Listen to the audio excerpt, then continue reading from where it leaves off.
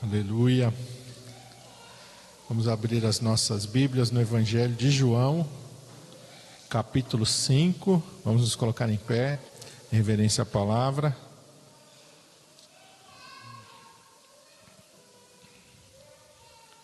João, Evangelho de João, capítulo 5, a partir do versículo 1 mesmo.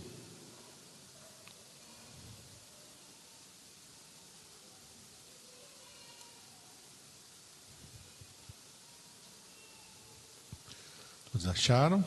João 5, a partir do versículo 1.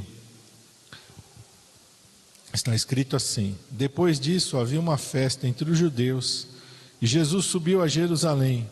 Ora, em Jerusalém há, próximo à porta das ovelhas, um tanque chamado em hebreu Betesda, o qual tem 5 alpendres. Nestes jazia grande multidão de enfermos, cegos, coxos e paralíticos, esperando o movimento das águas. Porquanto um anjo descia em certo tempo ao tanque e agitava a água. E o primeiro que ali descia, depois do movimento da água, sarava de qualquer enfermidade que tivesse.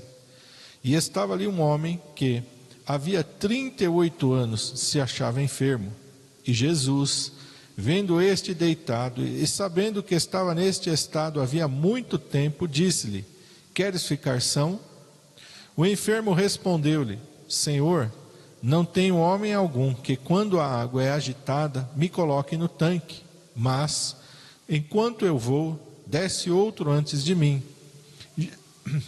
Jesus disse-lhe: Levanta-te, toma a tua cama e anda. Logo, aquele homem ficou são, e tomou a sua cama e partiu. E aquele dia era sábado.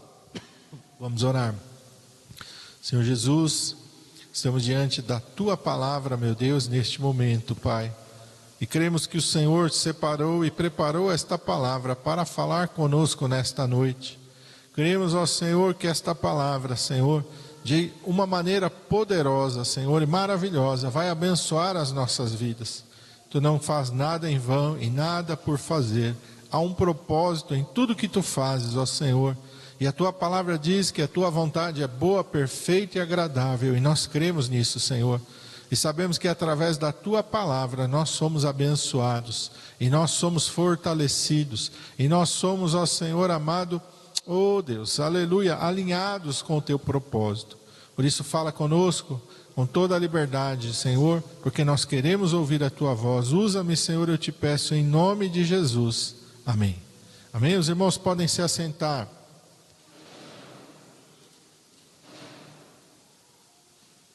Esta passagem nos mostra o Senhor Jesus indo de encontro a um homem que está há muito tempo sofrendo.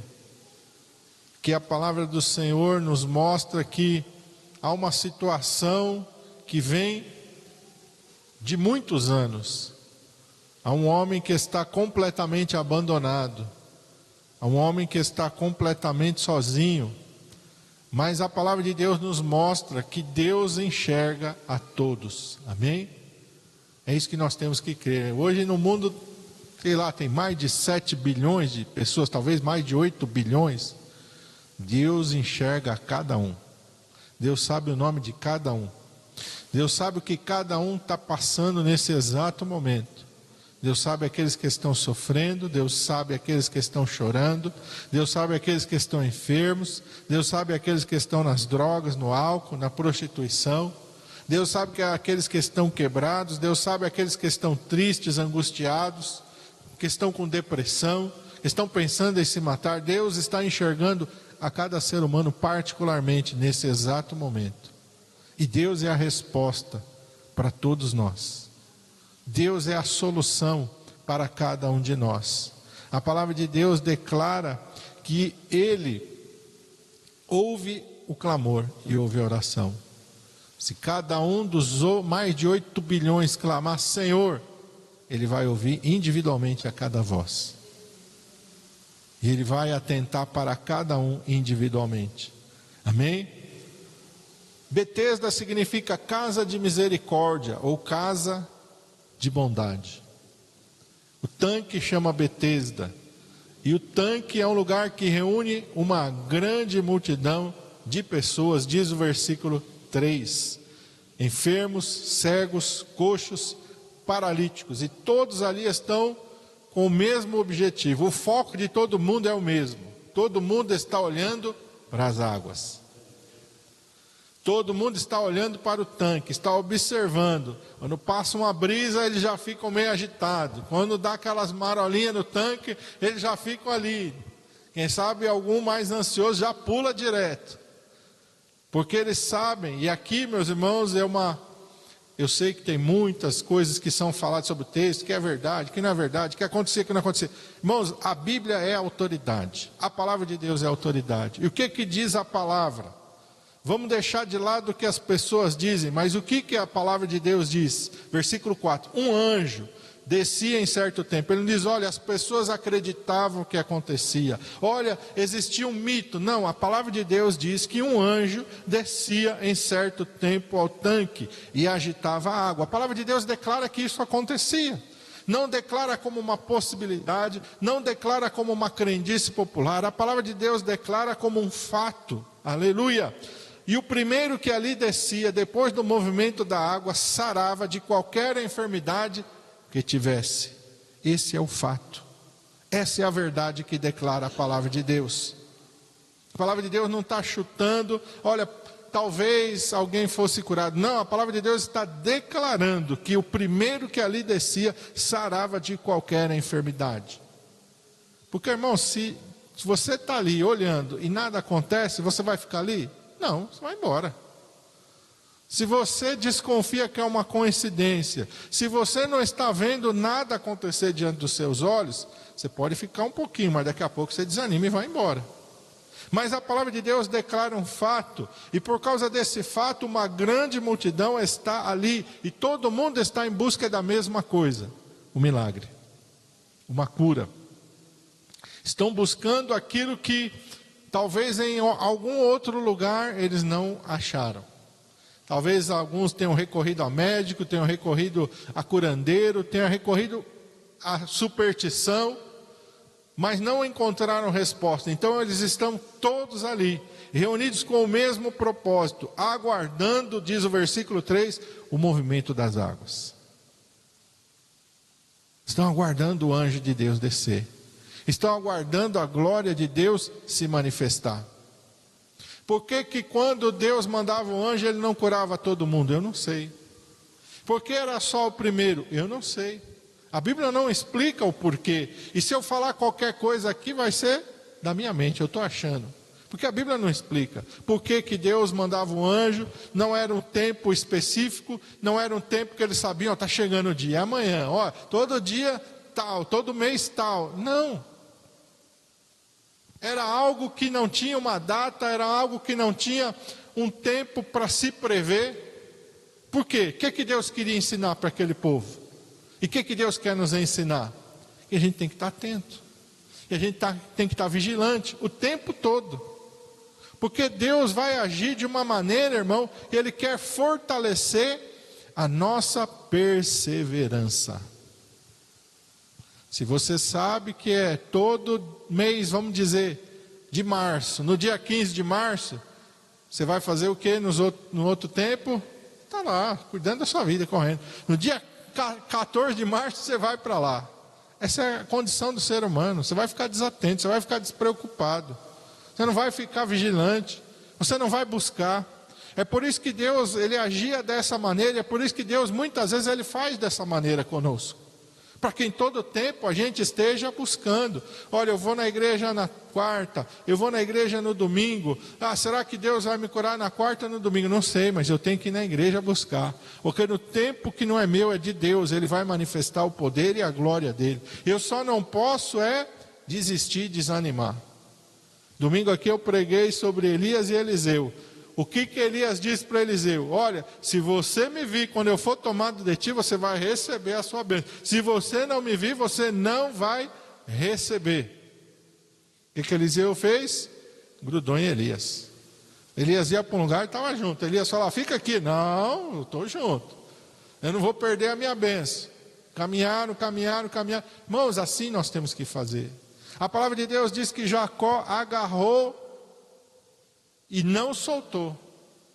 E falou: eu não te deixarei ir. Ele não soltou o anjo do Senhor, enquanto tu não me abençoares. Eu vou aqui.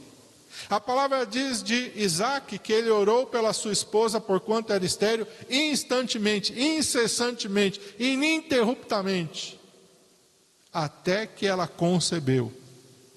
E a palavra de Deus diz que ele casa com ela, ele tem 40 anos. E quando os filhos nascem, a palavra de Deus diz que ele tem 60 anos.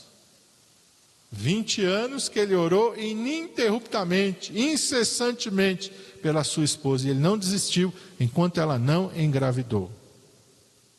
Abraão espera Isaac nascer por 25 anos. E a Bíblia diz lá em Romanos capítulo 4, ele não enfraqueceu na fé, nem atentou para o seu próprio corpo, mas foi fortalecido, dando glória a Deus, e estando certíssimo de que aquele que tinha prometido também era poderoso para fazer, para cumprir. Deus nos ensina através da sua palavra que tem que haver perseverança, que tem que haver um esforço da nossa parte, que tem que haver uma entrega da nossa parte, irmão. Hoje nós estamos mal acostumados. Hoje você abre lá o teu aplicativo, você pede comida em casa. Hoje você abre o teu aplicativo lá, você pede, olha, o que você quiser pela internet, chega na sua casa. Chega ou não chega? Chega na sua casa. As coisas vêm até você. Mas a Bíblia nos ensina ao contrário. Que nós temos que buscar. O que busca, encontra. Eu tenho que buscar. Eu tenho que sair da minha casa. Eu tenho que vir na igreja. Eu tenho que dobrar o meu joelho. Eu tenho que orar. Não tem um aplicativo celestial. Eu vou fazer o meu pedido e vou aguardar, né? Quem dera, né? Esse é o sonho de todo mundo. Eu vou pôr a minha oração lá no aplicativo. Lá, Senhor, eu quero isso. Né? E vai fazer igual o Mercado Livre. Chega no outro dia. Não chega. Eu falava do Sedex 10, mas hoje quase ninguém usa Sedex mais, né? Hoje é mais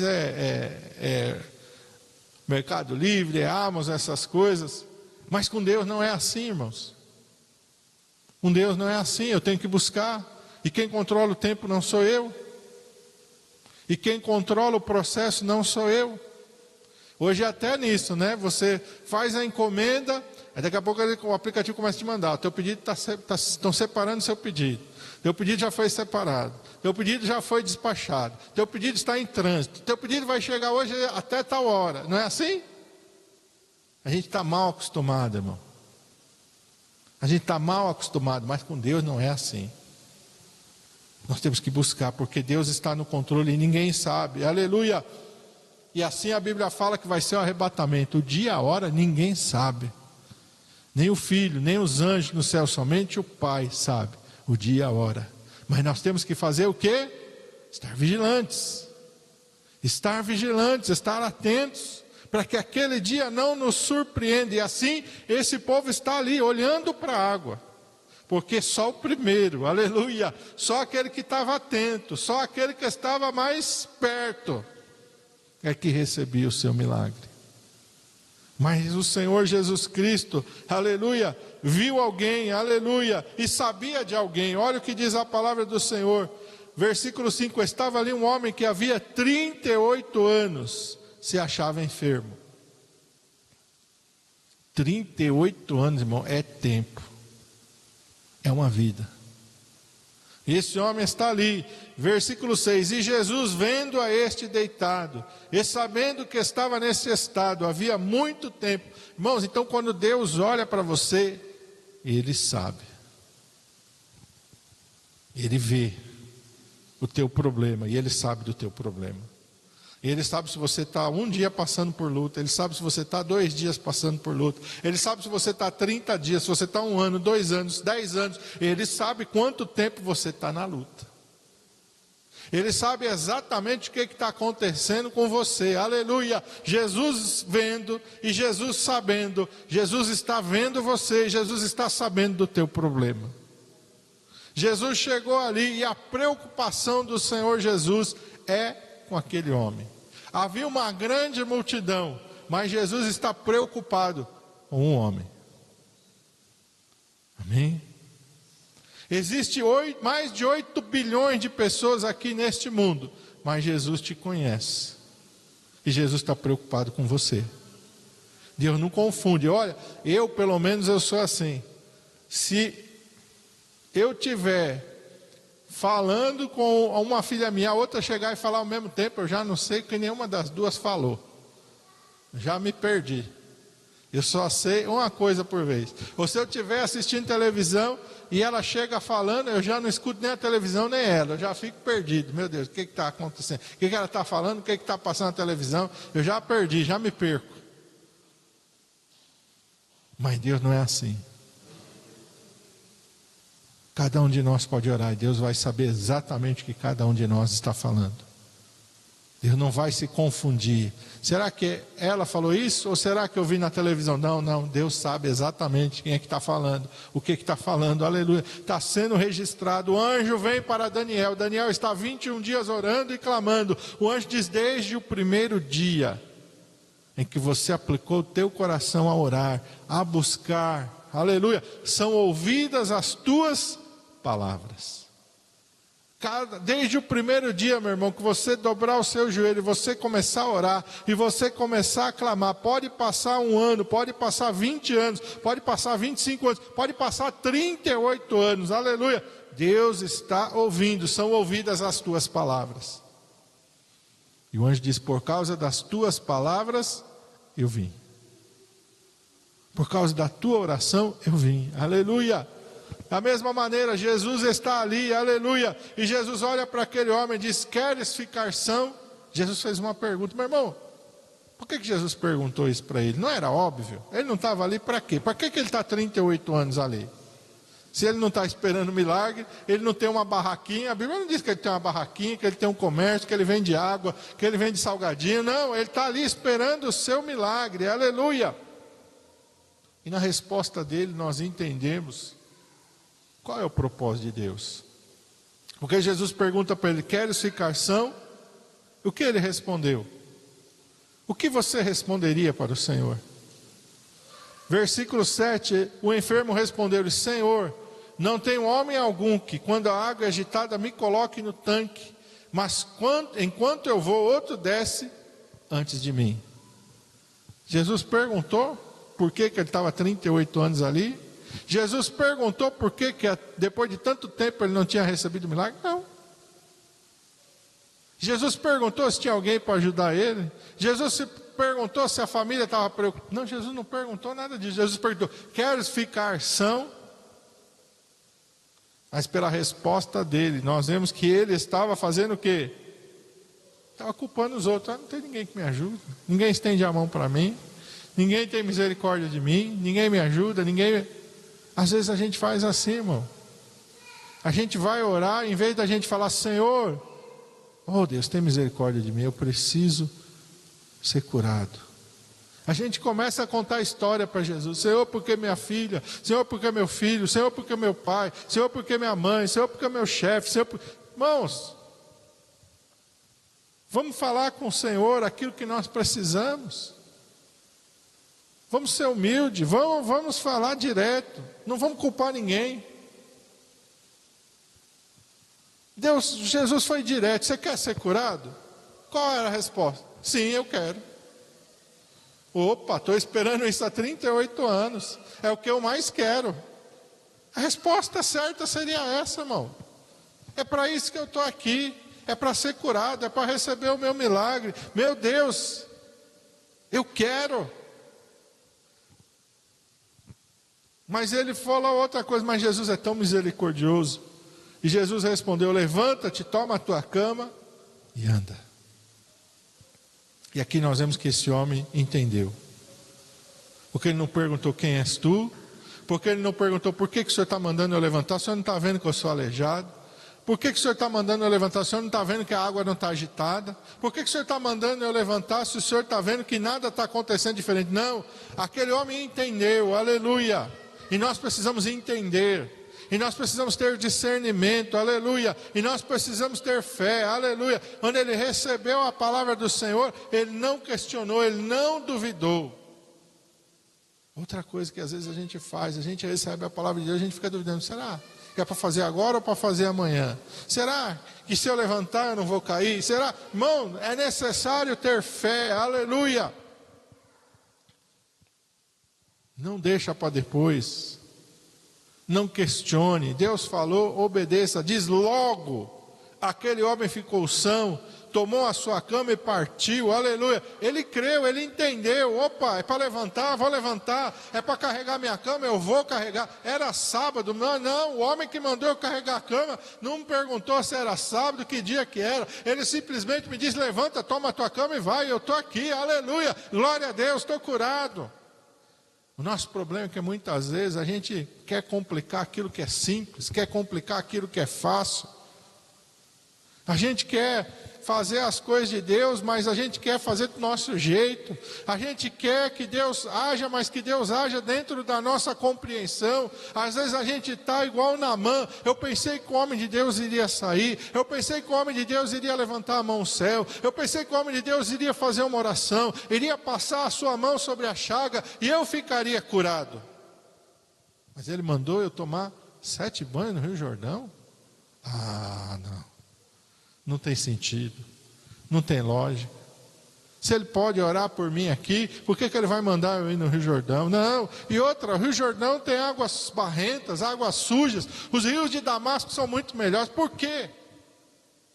E quase que ele perde a bênção, ficou indignado com o homem de Deus. E às vezes a gente fica indignado. Por que Deus não fez do jeito que eu queria? Por que Deus não fez assim, do jeito que eu estou orando, do jeito que eu estou pedindo, do jeito que eu estou falando? Por que Deus... Não, Deus é Senhor. Deus é Senhor. Seus criados vieram, meu pai, se o homem de Deus tivesse te pedido uma coisa difícil, você não faria? Quanto mais tomando banho no Rio Jordão. O rio está aí, não custa nada. E a palavra de Deus diz que quando ele obedeceu, aleluia, ele foi curado. O homem ouviu de Jesus, levanta-te, toma a tua cama e anda. E o que o homem fez? Levantou-se, tomou a sua cama e andou. Não tem dúvida, não tem interpretação, não tem questionamento.